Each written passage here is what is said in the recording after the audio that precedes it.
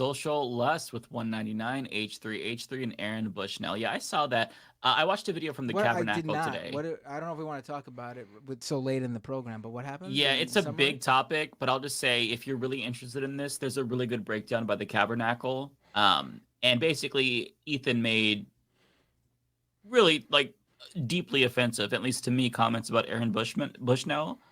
Really downplayed it, made some jokes that didn't land, and then his audience was kind of not cool with it, and then he didn't take the criticism well. Just shitty look, It was shitty I bad. look don't. I moment. don't It even was know. bad. Like, Yeah, what is the purpose of attacking the guy at this? Like, there's literally.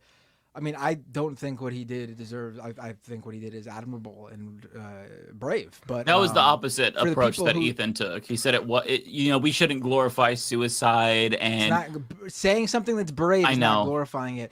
People do all yeah, sorts of, not talking about something as meaningful as this form of protest, self-immolation. But I'm talking about like we call stunt people brave because call people who climb Mount Everest brave. It's yeah. stupid to do, but it's brave nonetheless. I'm not saying we call all sorts of things brave. Brave doesn't mean you're promoting it, You can have your Mm-hmm. disagreements about his actions too, right? but the man was an anarchist. So like it didn't surprise me. Like nothing about how he moved surprised me. And like I think it says a lot for some people who are kind of confused about that, where it's like, and again, I don't know how lefty I can be here right now, but without getting in trouble. But I will say that, like, it says a lot if you're willing to, like, how far are you willing to go to actualize something that you feel very strongly about? And granted, like some people will go that route, some people like, I don't know. It's just I wish people had better perspectives on political ideology and just Right. recognizing that some people are down like that. And Mm-hmm. if you're not down like that, then that's fine, but don't do what Right. Ethan Like if did. like Don't do what if he Ethan. came It was if bad. Aaron Yeah, if Aaron Bushnell came to me and said, "I'm thinking of doing this. What do you think?" I would have told him that his activism would be much more I think long term helpful if he stuck around as a a member of the military speaking out for Palestine. That's what I would have said to him. Right. But I'm not saying that would have swayed him. I'm just saying that's what my personal opinion is. Obviously, Aaron Bushnell had a very different personal opinion. He had a different state of mind in terms of how he viewed the best way he can promote his beliefs.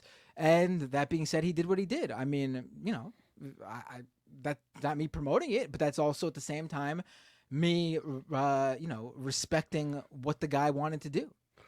Yeah, we're yeah. not quite there yet when it comes to it's exciting to see people in the past 4 to 8 years have like more robust political discussions like what y'all do and what I do and other like creators do. Like it wasn't possible like a couple of years ago. At the same time, there's this sort of relationship that I haven't quite figured out yet, where not everybody's ready for the complicated conversations about politics, political ideology, praxis, actualizing change, all those like sort of deeper questions where it's like, well, why, like, because there's people who are saying like, well, uncommitted is just voting for Donald Trump, and it's like that's not how votes work. and, I Right. know. it's like you can just read about like Mm-hmm. but it's like Knocking the Hustle is a book that I hearken to a lot, and it's like, yeah, like politics, there's a game in politics, and different people are going to approach it in different ways, but some people aren't ready for those, like in the case of Aaron Bushnell, like the complicated sort of philosophical ideological questions that come from that, and they just go on stream and start talking, and it's like, please don't. Please don't. I know. Yeah, it was. I really was bothered by his take on it. It bothered me a lot. So yeah, I won't. It's a lot. Like there's a lot that was said, but yeah, I was not happy with it. He should talk to more people. Like I feel like the guy. Mm-hmm. I mean, he doesn't want to, obviously, because I guess he doesn't want those viewpoints on his show. I would be willing to speak with him if he does. I'm sure Mike would and Joe would as well. But he seems to just want to speak with people who he knows he'll get into these arguments with, and because those particular streamers are really big, people will focus on like the interpersonal feuds and influencer streamer drama that surrounds them instead of focusing on the actual, content of the issue. You know, And look, and not for nothing, like if you sat all of us down earlier in a different landscape, like we're not going to agree on everything, but I never come out of like disagreements thinking that I dislike that person and like this person's morally evil. And it's like, no, it's like, listen, like some of my friends are Pan-Africanists and they're crazy, but I still like, it's like, look, I like, we totally disagree on like a lot of things, but I'm able to go like, I still will support them in their endeavors and how they want to navigate, and I appreciate the discourse and debate. Because like every once in a while some of my friends go, I'm a foundational Black American. I'm like, oh, here we go, let's go. We gotta pull this man up from here, or just like other shit like that.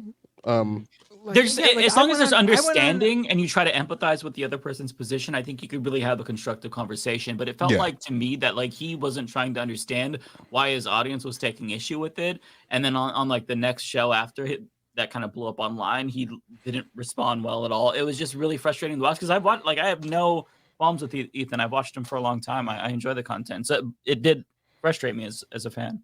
Like I went on Tim Pool's show, and we disagreed on everything.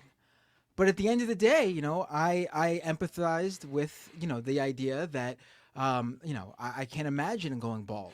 So I totally think he has the right to wear that beanie at all times if he wants to. I get it. And maybe his head gets that. cold. The head gets cold. Right. So, we can agree on his right to wear that beanie, even though we disagree on everything else. It is actually truly a fear of mine to go bald. Look at this head of hair I have. Joe, you got a nice head of hair too. Yeah, I do. I try. I'm gonna look mad Dominican though. I'm gonna get this braided soon. Oh baby, I'm gonna have to Nice. the hose away the hose. I'm just kidding. That's not gonna happen. I am fully committed in a relationship. My girlfriend's watching, and I love you. I'm just kidding. I promise. There's no other women. Sorry.